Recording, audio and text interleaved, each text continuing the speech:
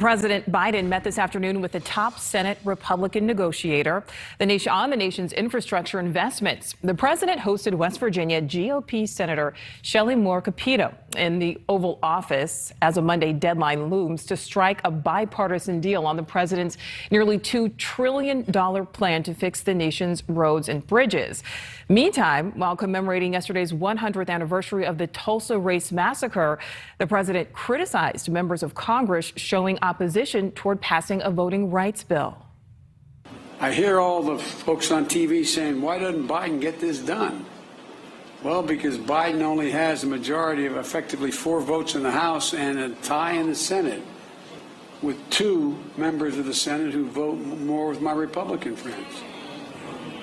But we're not giving up. Well, you could hear that reaction there. News Nation Washington correspondent Allison Harris joining us live. So, Allison, what's the White House saying today about calling out those 2 senators for blocking his agenda? Well, first of all, Nicole, the attack on 2 fellow Democrats by President Biden was unexpected. Today, his spokeswoman tried to clean up her boss's comments in the wake of the controversy. In a clear reference to moderate Democratic Senators Joe Manchin and Kyrsten Sinema, the president, speaking at Tuesday's 100-year commemoration of the Tulsa Race Massacre, accused the pair of voting more often with Republicans. That's not true. This as the president faces increasing pressure from the left to push his agenda through Congress without Republican votes. But to do that, he needs every single Senate Democrat, and Manchin and Sinema are seen by the base of his party as standing in the way. Today at the White House, Press Secretary Jen Psaki said the president didn't mean to criticize the pair, but was instead echoing TV pundits who question why Democrats cannot unify in Congress to pass their priorities, especially a bill that would bolster expanded ballot access in the face of Republican efforts in states like Texas to limit voting hours and voting locations.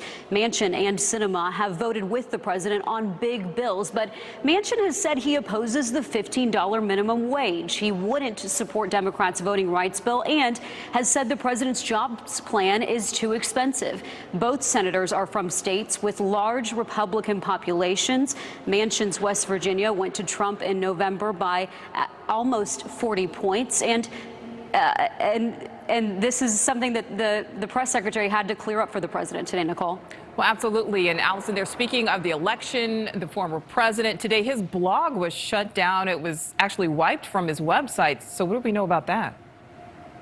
Well, Nicole, the blog was first billed as a social media site or a communications platform only for the former president. It was called From the Desk of Donald J. Trump, and it was created after Mr. Trump was banned from Twitter and several other social media companies for repeatedly pushing lies about the election being stolen, leading to the attack here at the Capitol.